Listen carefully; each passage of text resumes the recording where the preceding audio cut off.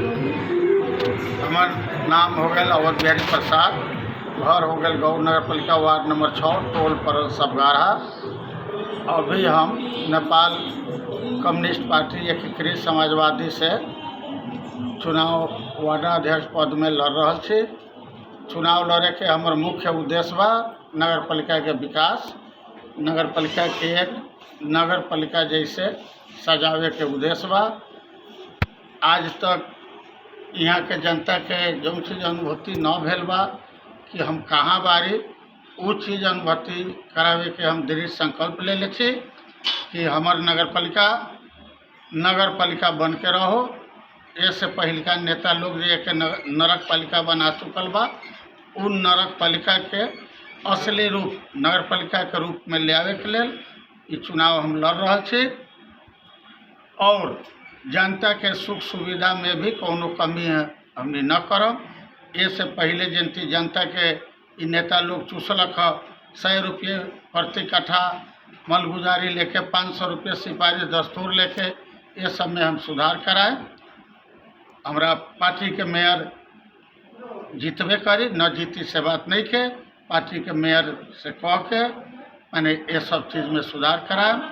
जहाँ तक हमार बहुमत के सेठ ए नगर पालिका में आवे के आशा हम रखे छी और विश्वास भी बा कि हमनी बहुमत से आए। एक दुका वार्ड कहीं गड़बड़ाई तो गड़बड़ाई, न तो पूरे वार्ड हमने ले आवे के लक्ष्य से चल रहा छी।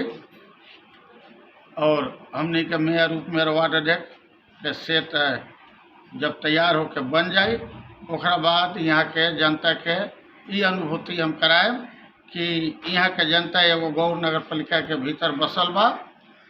ओकरा ये न बुझाई कि हाँ हम टैक्स से मर रहा छी। टैक्स में भी बहुत न्यूनतम मात्रा में टैक्स रखल जाए, सुविधा में भी कमी न हो दियाई। हर एक किसान के खेत में लाइन के व्यवस्था करावल जाए कि पानी के दिक्कत न होके, और वो लाइन के व्यवस्था निःशुल्क करावल जाए। और प्रत्येक गरीब के घर के बिजली खपत 30 यूनिट तक फ्री हमने करावे के हमने के पार्टी के लक्ष्य बा। 30 यूनिट से ज़्यादा जो धनिक परिवार बा जे खपत करेता ओकर बिजली के खर्च वो अपन तीरी, और 30 यूनिट से कम जो खर्च करेता गरीब वो अपन बिजली के यूनिट, ओकर बिजली के यूनिट हमने नगर पालिका से पेड करवाए। ये सब लक्ष्य बा।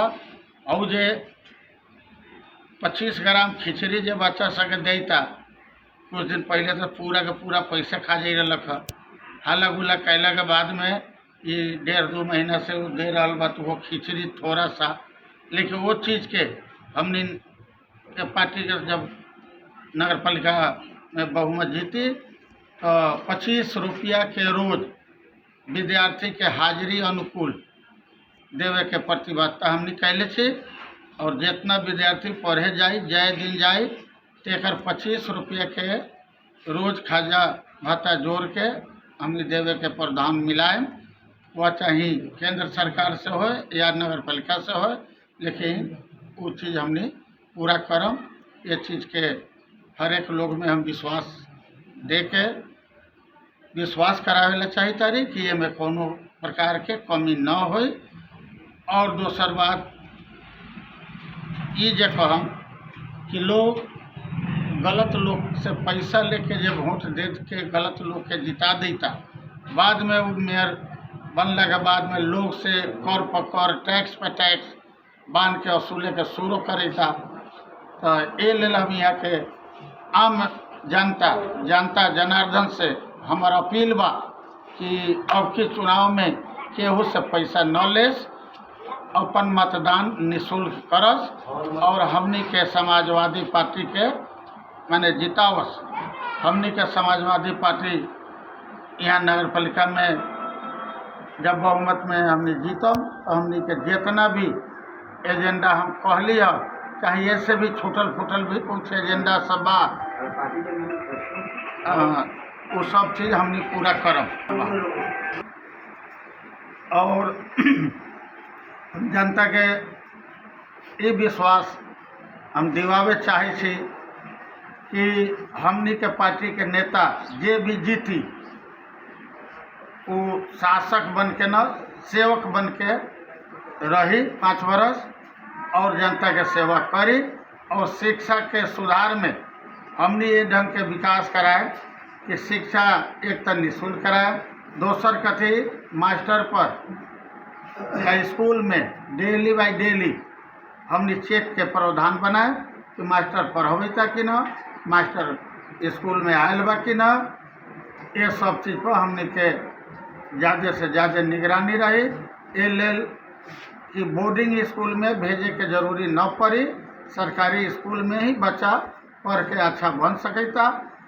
ये लेल कि सरकारी स्कूल में मास्टर के महीना 30,000 बा और बोर्डिंग स्कूल में मास्टर के महीना 5,000 से 10,000 बा। तो 5,000 10,000 के मास्टर के पढ़ाई अच्छा और 30,000 के मास्टर के पढ़ावल खराब काहे रही। ये चीज़ पर जनप्रतिनिधि ध्यान न देवले, तेकरा चलते सरकारी स्कूल सब में पढ़ाई के स्तर गिर गल बा। लेकिन वो चीज़ में हमने प्रतिबद्धता कैले छे कि रोज के रोज माने स्कूल के हमने चेकिंग करम। हर एक वार्ड के अध्यक्ष अपना अपना वार्ड के दिन में 1 बार 2 बार हमने चेकिंग जरूर करम कि मास्टर लोग का करेता। और ये हमने का प्रतिबद्धता बा। और गरीब के जे बा बेटी सबके शादी ब्याह में हमर मेयर प्रतिबद्धता कैले छ कि हमर जे भी तलब भाता के पैसा हो, चल हमरा पार्टी के मेयर शंभू शाह वो प्रतिबद्धता कैले बारन कि हमर जे तलब भाता मिली से यहाँ के गरीब जनता, हरिजन, दलित, मुस्लिम जाति कौनो होके गरीब होए के पड़ल ओके 20,000 से लेके 50,000 तक आर्थिक सहयोग वो अपन तलब भाता में से दीहन। और ऐसा प्रत्येक साल ये निरंतर माने ये चलते रही। और एक चीज़ और भी प्रतिबद्धता कैले छ कि प्रत्येक साल 2-3 वार्ड के वृद्ध जो गरीब वृद्ध सब जो अपना से तीर्थ यात्रा न कर सकता ओकरा के तीर्थ यात्रा करावे के भी प्रतिबद्धता ले ले छ। वो चाहे उनका अपना पॉकेट से पैसा होके या उनका तलब भाता से पुगे या जहाँ से भी उनका व्यवस्था करे पड़ी करके गरीब वृद्ध लोग के तीर्थ यात्रा भी करावे के प्रतिबद्धता कैले छ। ये हमने के मेयर के प्रतिबद्धता बा यात्रा करावे के लिए। हमर जे अपन जे प्रतिबद्धता बा कि 6 नंबर वार्ड में कहीं भी एक जगह भी गंदा लागल हम न देखे दे। हम लोग के ये अनुभूति कराएं कि हाँ नगर पालिका ये भेलै। पहले तो ऐसे पहले नगर पालिका रही है, कौनो चीज़ के सुख सुविधा न रही है, फिर टैक्स दुनिया के रही है। तो हमने यहाँ के जनता के टैक्स मुक्त या न्यूनतम टैक्स कम से कम चीज़ का लम्हर से लम्हर सुविधा उपलब्ध करावे के हमने प्रतिबद्धता कर चुकल छे। और उतना हमने के टीम जीती, हमने के पार्टी जीती, उतना कह के पूरा कह के भी देखाए। और दोसर बात कथी बा कि ए से पहिलका जे सब जीता रहलक ये तो 5 वर्ष में लूट करके पूरा नगर पालिका के बर्बाद करे।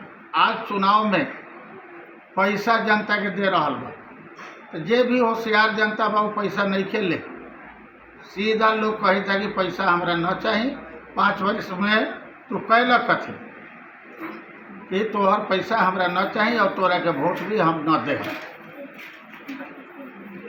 ये ढंग के जनता के भी आवाज़ बा। अभी आवाज़ जनता के ये साल बुलंद बा।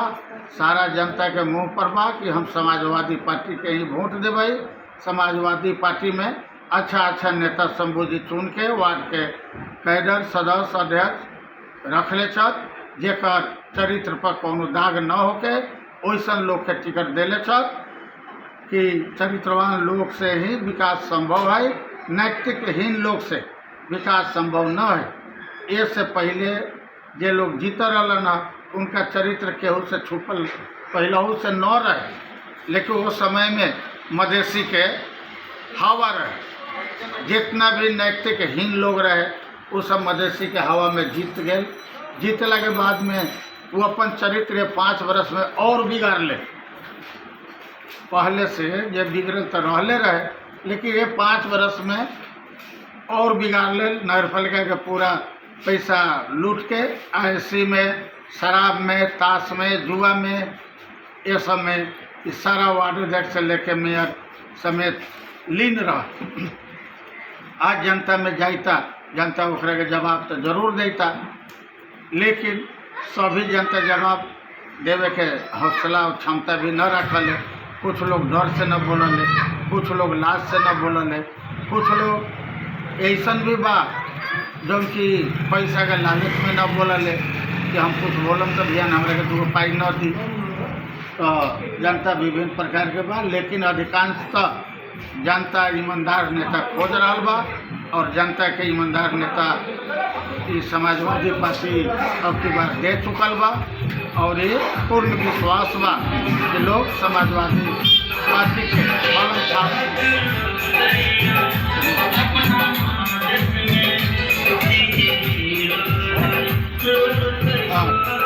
अब जनता कलम छाप में वोट दे के समाजवादी पार्टी के जितावे के भी प्रतिबद्धता ले चुकल बा। अब जनता पैसा कौड़ी पर नहीं के भुलाई, पैसा लेके पुरनका टीम के नेता लोग जाता, कई जगह से जनता के खदेड़ दे, लेकिन फिर भी वो सब बेशर्म बा। गांव के दलाल के मिला रहल बा, दलाल के माध्यम से पैसा दे रहल बा, लेकिन फिर भी जनता पैसा लेवे से इनकार हो रहा बा। जनता कह रहा बा कि गलत आदमी बा, एक ढेउआ लेके अगर हम वोट दे हम, जनता अगर वोट दे हम तो फिर नगर पालिका के हम नरक पालिका बना दी।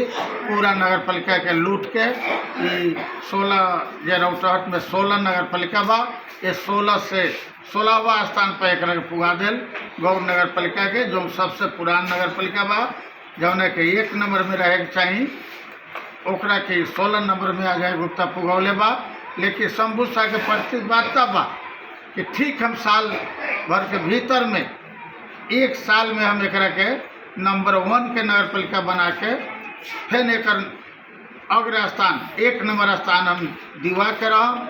ये हमार प्रतिबद्धता बा और वो में मेयर के प्रतिबद्धता में हम सब वार्ड के भी सहमति बा कि हमनी भी मेयर साहब के अच्छा कदम चले में हमनी भी हाथ बटा के चलेला तैयार छी।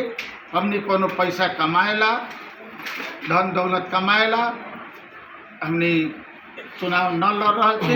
ये नगर पालिका के सुधार करेला, नगर पालिका के जनता के ये महसूस होके कि हाँ नगर पालिका कौन चीज़ के कहल। बहुत जगह बा सर सफाई पर ध्यान बा, विकास पर ध्यान बा, जनता के कौन जनता पीड़ित बा ओकरा पर लोग देख करेता। लेकिन यहाँ के विगत 5 वर्ष में जे लोग गुजारलक गौर हॉस्पिटल के रेफर हॉस्पिटल बना दे, एक भी कोनो सीरियस केस गौर हॉस्पिटल में डॉक्टर कवर न करेता। ये कि जितना पैसा है कि नेता से लेके डॉक्टर ले सब मिल के खा गए। कोनो आधुनिक औजार भी ना आए, कोनो आधुनिक मशीन ना आए अस्पताल में, जेकरा चलते यहाँ उचित इलाज न हो पावले। अस्पताल में जाए एडमिट कराई, तुरंत रेफर लिखा जाए। तो ये रेफर हॉस्पिटल के अच्छा बनावे के प्रतिबद्धता हमने पार्टी ले लेबा। यहाँ से लोग के रेफर न हो दिया, कोनो ऐसा मरीज के रेफर न हो दिया से हमने के पार्टी के प्रतिबद्धता बा। और ये में पूर्ण विश्वास के साथ हम कह सकीले कि हमने के पार्टी के सरकार बनी। शिक्षा और स्वास्थ्य ये दोनों में माने पहले से 100 गुना ज़्यादा सुधार अपने लोग के नज़र में आई। ये हमने के पार्टी के प्रतिबद्धता बा। जोरे जोरे हमर भी प्रतिबद्धता बा कि स्वास्थ्य और शिक्षा ये दोनों चीज़ में भरपूर हम ध्यान दें। गांव के गरीब पर भी हमार अधिक से अधिक ध्यान रहे, ये हमार अपन व्यक्तिगत प्रतिबद्धता बा। ये लेल हम यहाँ के जनता जनार्दन से हम निवेदन बा कि गलत लोग के वोट न दियो। अब की बार समाजवादी पार्टी कलम छाप के वोट देके हमनी के पार्टी के विजय करावस और हमनी के जे उद्घोषणा कैले छी, जे प्रतिबद्धता पत्र समाज में देले छी, उससे ज़्यादा काम करके हमनी दिखा दें, तब लोग के विश्वास हो जाए कि नगर पालिका चलाए वाला यह टीम बढ़िया बा। दोबारा इलेक्शन हमनी के इतना ज़्यादा कहे के भी जरूरी न पड़ी। बहुत कम कहला के बाद लोग अपने आप वोट दी और फिर दोबारा भी हमनी के पार्टी आवे के लेल तैयार रहे और में कोई गिलवा शिकायत भी जनता में न रहे। हमार यह प्रतिबद्धता बा और समाज से हमारा अनुरोध बा कि कलम छाप में वोट देके समाजवादी पार्टी के जितावस और जितना भी हमने प्रतिबद्धता कैले छी वो सब चीज़ के 100 में 100 हमने से पूरा करवावस। हमने जहाँ से भी करब हमने के करे के बाद पैसा अपन मेहनत ओकरा बाद अनुभव ये सभी चीज़ हमने यूज करम। बिना अनुभव के पैसा भी रहला पर विकास न हो सकता है। लेल सबसे पहले नेता के भी अनुभवी होए के पड़े। कौनो इंजीनियर अगर डिग्री तो ले लेते, अगर पढ़ल न रहते ओकरा से अच्छा बिल्डिंग या पुल बनते न बनते। वही प्रकार के नेतागिरी है। जौन नेता अगर पढ़ल लिखल न होते, अनुभव न होते, ओकरा के अगर जिता देते, अंगूठा छाप के लोग जितते, वो कथी करे सकते, वो विकास करते केना करते। ओकरा कोनो चीज़ के अनुभूति ज्ञान रहबे न करते तो कहाँ से कर सकते। ये लेल जनता से हमारा अनुरोध बा कि पढ़ल लिखल नेता के ही जिताओ, कलम छाप में वोट दियो और समाजवादी पार्टी के विजय कराओ और अपन सुख सुविधा के आशा राखो। इतने हमार समाज से अनुरोध करे तो हम अपन 2 शब्द समाप्त कर रहा छी। लाल सलाम, नमस्कार।